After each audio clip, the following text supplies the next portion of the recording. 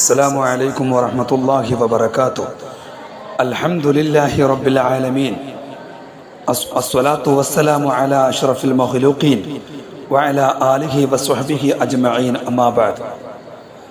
പരിശുദ്ധ ഹബീബ് സല്ലല്ലാഹു അലൈഹി വസല്ലമ തങ്ങൾ അവിടുത്തെ പ്രബോധനത്തിൻ്റെ ഒരു പ്രധാന നേട്ടം അവധാനതയോടുകൂടെ കാര്യങ്ങൾ കൈകാര്യം ചെയ്തിരുന്നതാണ്. എന്നും എടുത്തു ചാടി അവിടുന്ന് പ്രതികരിക്കുമായിരുന്നില്ല. ഹക്കം ബിൻ കൈസാൻ അദ്ദേഹം ഖുറൈശികളിൽപ്പെട്ട പ്രമുഖനായൊരു വ്യക്തിയാണ്. ഇസ്ലാമിനും മുസ്ലിമുകൾക്കും വളരെ പ്രയാസമുണ്ടാക്കി ഇങ്ങനെയുള്ള ഒരു ശത്രു അവർ കണ്ടിരുന്നില്ല. ഒരു യുദ്ധവും ഹക്കമും സംഘവും മുസ്ലിങ്ങളുടെ ഒരു യുദ്ധവേളയിൽ ഹക്കമും സംഘവും മുസ്ലിങ്ങളുടെ പിടിയിൽപ്പെട്ടു. ഇസ്ലാമിൻ്റെ കഠിന ശത്രുവും വിരോധിയുമായ അദ്ദേഹത്തെ ഹക്കമിനെ വധിക്കണമെന്ന് മുസ്ലിം സൈന്യത്തിൽ നിന്നും ആവശ്യമുണർന്നു. സൈനിക മേധാവി അബ്ദുല്ലാഹി ബിൻ ജഹ്ഷ് അക്കാര്യം അംഗീകരിച്ചു. പക്ഷേ കൂട്ടത്തിൽ പ്രമുഖനായ മിഖ്ദാദ് റളിയല്ലാഹു അൻഹു അത് അംഗീകരിച്ചില്ല. നബി സല്ലല്ലാഹു അലൈഹി വസല്ലമയുടെ നിലപാടും തീരുമാനവും അറിഞ്ഞിട്ടും ശത്രുവിനെ ശിക്ഷിച്ചാൽ മതി എന്ന് അദ്ദേഹം അഭിപ്രായപ്പെട്ടു. അവസാനം എല്ലാവരും അത് അംഗീകരിച്ചു. ഹബീബിൻ്റെ തീരുമാനം വരട്ടെ. ഹക്കമിനെ അവർ നബി സല്ലല്ലാഹു അലൈഹി വസല്ലമയുടെ മജ്ലിസിലേക്ക് കൊണ്ടുവന്നു. അള്ളാഹുവിൻ്റെ റസൂലിനെ അരികിലേക്ക് വന്ന ഹക്കം ഞാൻ വധിക്കപ്പെടുമെന്ന് മനസ്സിലാക്കി.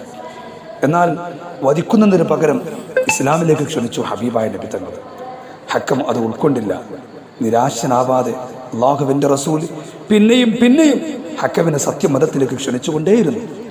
ഹക്കം പുറംതിരിഞ്ഞിരുന്നു. നബി സല്ലല്ലാഹു അലൈഹി വസല്ലമയുടെ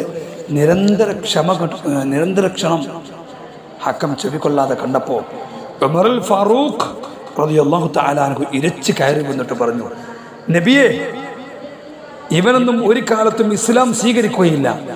ഇവൻ്റെയൊക്കെ തലയെടുത്താലേ നമുക്ക് രക്ഷയുള്ളൂ. അതുകൊണ്ട് അങ്ങ് മാറി നിൽക്കുക. ഇവിടെ ഇങ്ങനെ ഉമർ പ്രതികരിക്കാനുള്ള കാരണം മുസ്ലിമീങ്ങൾക്ക് ശക്തമായ പ്രയാസമുണ്ടാക്കി സ്വന്തം നാട്ടിൽ ജീവിക്കാൻ സ്വൈരവികാരം നടത്തിയിരുന്നു ഇദ്ദേഹം. അതുകൊണ്ടാണ് പ്രതികരിച്ചത്. ഉമറിൻ്റെ വാക്കുകൾ ഹബീബായ നബി തങ്ങൾ കേട്ട ഭാവം നടിച്ചില്ല. പിന്നെയും അദ്ദേഹം ഹക്കമിനെ പലവട്ടം ഇസ്ലാമിനെ ക്ഷണിച്ചു. റസൂലുള്ളാഹി തങ്ങൾ ക്ഷണിച്ചു. അയാൾ അതൊക്കെ നിരസിച്ചു. അങ്ങനെ ഒരിക്കൽ ഹക്കമിൻ്റെ കൽബിൽ ഈമാനിൻ്റെ തെളിനീർ ഉറവെടുത്തു. കൂടെ ഉണ്ടായിരുന്നവർ അമുസ്ലിങ്ങളായി തന്നെ മക്കയിലേക്ക് മടങ്ങി. ഹക്കം പോയില്ല. അയാൾ കലിമ ചൊല്ലി മുസ്ലിമായി, ധീരനായ സ്വഹാബിയായി, ഇസ്ലാമിൻ്റെ പോരാളിയായി. വർഷങ്ങൾക്ക് ശേഷം ബിഅർ മഊനയിൽ വെച്ച് നടന്ന യുദ്ധത്തിൽ ആ മഹാമനുഷ്യ ലോകത്തിൽ നിന്ന് വിട പറഞ്ഞു. ഹക്കമിൻ്റെ ജീവിത രീതി കണ്ട ഉമർ റളിയല്ലാഹു അൻഹു അമ്പരന്നു. അവധാനതയോടുകൂടെയും ക്ഷമയോടുകൂടെയും ഹബീബായ നബി തങ്ങളുടെ പ്രബോധന രീതിയിൽ ഉമർ അഭിമാനം കൊണ്ടു റളിയല്ലാഹു അൻഹു. മുഅ്മിനീങ്ങളെ, ഇവിടെ നമുക്ക് പാഠമുണ്ട്. എന്തൊരു പ്രശ്നവും പ്രതിസന്ധിയും വരുമ്പോൾ അവധാനത, ക്ഷമ, ഒരു കാത്തിരിപ്പ് വളരെ നല്ലതാണ്. ധൃതി പിടിച്ചൊരു തീരുമാനം എടുക്കരുത്. പ്രവാചകൻ സല്ലല്ലാഹു അലൈഹി വസല്ലമയുടെ സംയമന ശൈലിയാണ് ഒരു മഹാമനുഷ്യന് നേരിൽ സത്യത്തിൻ്റെ വെളിച്ചം പുൽകാൻ സാധിച്ചത് എന്ന് ലോകത്തോട് തുറന്നു പറഞ്ഞു മഹാനായ ഉമർ ഫാറൂഖ് റളിയല്ലാഹു അൻഹു. ഈ ചരിത്രത്തിലൂടെ ഉമ്മത്തിൻ്റെ ദിശ കാണിച്ച ഇസ്ലാമിൻ്റെ നൗകക്ക്, ഇസ്ലാമിൻ്റെ ആ കപ്പൽ തുഴഞ്ഞു കടന്നുപോയ മഹാനായ ഉമർ ഫാറൂഖ് തങ്ങൾ ലോകത്തിന് ചരിത്രം പഠിപ്പിച്ചു കൊടുത്തു.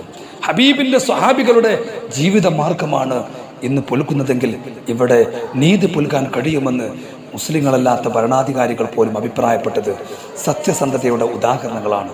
അള്ളാഹു ഉമ്മത്തിനും സമുദായത്തിനും രക്ഷ നൽകട്ടെ. ആമീൻ. അസ്സലാമു അലൈക്കും വറഹ്മത്തുള്ളാഹി.